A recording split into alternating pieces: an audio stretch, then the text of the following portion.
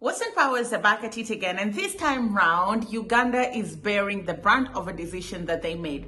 Now, it's nothing new that Uganda is among the first African countries to have passed the anti-homosexuality bill that criminalizes homosexuality behaviors and tendencies on the continent. So just in a nutshell, the bill criminalizes gay marriages in Uganda. The bill criminalizes gay people starting families, and there's also jail time when you're found engaging in homosexual activities. And when it's an issue of abuse, there's a death penalty when you are found guilty. Now, this bill has been tagged one of the harshest bills on the continent, though there's another bill in Ghana that is brewing, but the Ghanaian president has been very diplomatic about it. That is not the case in Uganda. The Ugandan president is not diplomatic about it. He's not mincing his words about it. And they went ahead and passed that bill. And they're now paying the repercussions of falling on them very heavily. And the Western world is putting pressure on pressure on pressure. There are visa bans. The US and the UK, there are threats that we will not do trade with you, will not do business with you. We will place travel bans on your country and warn our people from coming to your country as tourists. And this will have a long-term effect on this African economy, because Uganda is not like a superpower and self-sufficient like certain countries such as Russia and China that do not give it 2 cents about what the US thinks or what they say about them, and if they freeze them out of business. However, Ugandan members of parliament and legislators are not relenting their position. They are saying, if you want to play, we're here, we're going to play, but our position remains the same. Listen to this. And I want to appeal to all of you here that we should not accept the intimidation which is coming from the Western world to us as a country. I was intimidated. We are going to lose out of drugs of AIDS. Aid is going to be cut off. Tourism, trade, export. I said, so what? You're going to be blocked from going to America. Do I need to go to America? I was sent here by people of Bukedea. I am what I am because of my people. I am not because I want to go and get a donation. If you're saying there will be no food, I'll go and dig cassava in Bukedea. This law here was signed by the President of the Republic of Uganda. May I invite America, Canada, Britain, the entire European Union to also cancel the visas of Mr. Museveni. May I also invite them to cancel visas of all MPs except 2. Except 2. Let all MPs' visas be cancelled. That means don't waste your time applying for a visa to any of those countries. I cannot, for example, apply for a visa to the US. Fortunately, I was last in the US in 2009. I had not even become MP. I have never gone back. And I am ready to champion the cause of going to the Arab world to look for donor support. The Arab world, we will go to Saudi Arabia, we will go to Kuwait, we will go to Qatar, we will go to UAE, and this deficit, which will be occasioned by these cuts, can easily be replaced. Today, I want us to discuss the video you've just watched and how Ugandans are reacting to news of them being banned from traveling to certain countries such as the US and the UK. I mean, the lady that we saw spoke earlier on is Anita. She's the Speaker of the Parliament in Uganda. And, the Speaker plays a very instrumental role when it comes to these things such as, passing of bills and legislation. The Speaker is in charge of, the House and all the business of the House. And so it can make sense why the West have revoked her visa, because this was in your hands. If you wanted to whip the members of parliament in order and maybe amass or garner support to vote against the bill, you could have tried and do something or done something, but we did not see you do that. And so she's the first one to get, a travel ban. In as much as sometimes you take this thing with a pinch of salt and you keep it moving, it comes at a heavy cost, right? Many African legislators travel to the US and the UK. One, they have family there. Most of their children are there.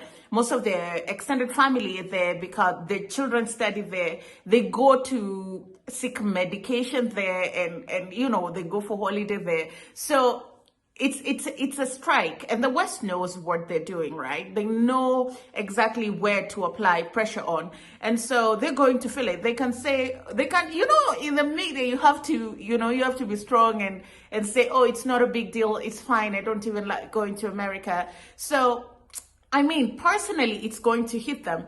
But the part that I have a problem with is when you hold the whole country hostage and say, we're not going to do business with you, and we're not going to do A, B, C, and D with you just because you've made this decision. I don't think that health is something that should be used as a bargaining chip. And one of the points that the speaker raised about, drugs for HIV, this is not something that should be used as a bargaining chip, right?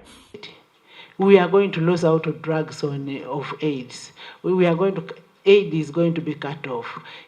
Tourism, trade, export. I said, so what? You're going to be blocked from going to America. Do I need to go to America? Because we know as Africans, the history is out there. Go look for it, go read it.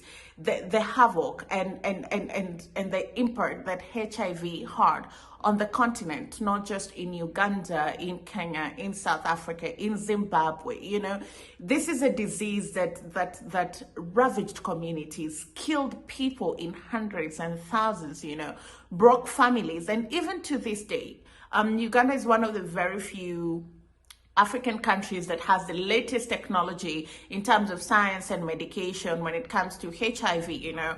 And if you talk to somebody who's in the healthcare space, they'll tell you that the people who suffer from HIV, their ability to get good drugs, modern drugs, elongates the life they live, improves the quality of life they live, and that increases productivity. So if you're going to hold that as a bargaining chip, then that is not fair at all. If you look at a country like Uganda, obviously they depend heavily on tourism, you know, just like Kenya and many other countries, Ghana also, you know. And when you say you're going to place travel advisories, I'm going to give you this for free. Kenya is a country that has suffered from travel advisories before from the West, and ours was not, we were not even responsible for that situation. So Kenya, unfortunately, has endured terror attacks. In the capital city, Nairobi, and I think 2 or 3 terror attacks have happened, and immediately they happen. And I totally understand the West will always go like, Kenya is not safe, don't travel. Yeah, I mean, there was a terror attack, but saying Kenya is not safe is such a blanket statement. What happens when these travel embargoes are placed is the number of tourists that travel just drastically stops. You know, people who had reservations cancel reservations. People who intended to travel do not travel. And those who even thought or would have thought of coming to your country will look for an alternative place to go. And the way that tourism is right now, it's so competitive, you know, unless it's like the 7 wonders of the world. Most of the things that you can find in Uganda, you can find in Kenya, you can find in Tanzania, you can find in Rwanda, you can find in South Africa, Namibia, Zimbabwe, Zambia. And so when you place travel advisories, you're technically trying to kill an industry that is the backbone of an economy. You know, when you say we'll not do trade with you, we'll not buy your goods, already the West buys African goods at such a fraction of the price that they should be sold in the international market, you know. And this is nothing new. They buy cocoa for free. They buy tea for free. They buy Kenyan flowers for free. There was a conversation, just increase by $1 the amount you pay at the international market. Then they began bringing so many stories, and, you know, African leaders, in the interest of their people, they just go back to trading in those unfavorable terms. So when you're trading with somebody on unfavorable terms, and then you say, oh, no, now I'm not going to trade with you, you're trying to kill that economy, you know. If you look at many African countries, Uganda also included, they're heavily funded by the West, you know. Things like education, things like health, things like big infrastructure budgets, that money comes from the West. And so it's going to be very difficult for Uganda. You know, they need to strap up, they need to bootstrap, because it's going to get harder before it gets easier. Uganda is a sovereign country, and it should be allowed the freedom to decide what they want to decide. But I also think that going to the extreme does not necessarily work. These are conversations that involve people, that surround people. I think that it would have been wise for Uganda to take its time, do civic engagement, and just see how this ages, instead of putting it in law, which is technically cast in stone, right? I also feel like the West needs to ease the pressure that they're putting on African countries, because the more you put pressure on African countries, the more they'll try to prove a point to you and say, we do not necessarily answer to you in these things. These things are social changes, right? And the social fabric of the society takes time, you know. If you look at America, for example, abortion was a thing. Then right now, abortion is not a thing with the overturning of Roe and Wade. And a lot of work is being done to make people understand, those who are pro-life, to understand that women need to be allowed the choice to do what they please with their bodies. And abortion is not just promiscuity. There are women who need abortion because of healthcare. There are women who need abortion because they're too young to have kids, and the situation with which they got pregnant might have resulted from abuse, you know. And these are conversations that take time before both sides see eye to eye. And so I feel like Africa is being rushed to make a decision on LGBTQ. And it's like now. And unfortunately, they're not being given the freedom to make a decision. They're being told, we want you to make a decision, but this is the decision we want you to make.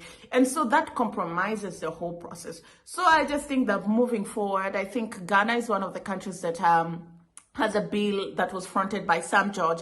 I hope that looking at how things are going with Uganda, they're going to take a little bit more time, have more conversations. And if you have to put something in law, can it be a little bit more flexible? And I hate to say this, but African countries currently as is are solely dependent on the West. And even if you're going to change alliances, it's going to take 10, 20, 30 years. You just can't wake up and shift from America and go to Middle East or China full time, right?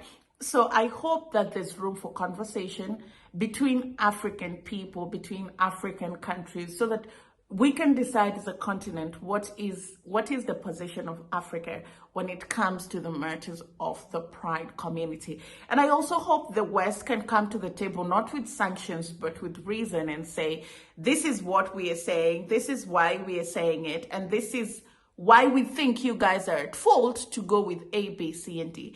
After that, you know, it's up to fate what happens. But we keep an eye to see what happens in Uganda after this. Let me know in the comment section, do you think Uganda was right to go ahead and pass the anti-LGBTQ bill? And do you think that the sanctions are called for or worth it? My name is Ondiro Oganga. I'll see you again next time. Remember to like this video, share, and drop a comment down below. I'll see you again next time.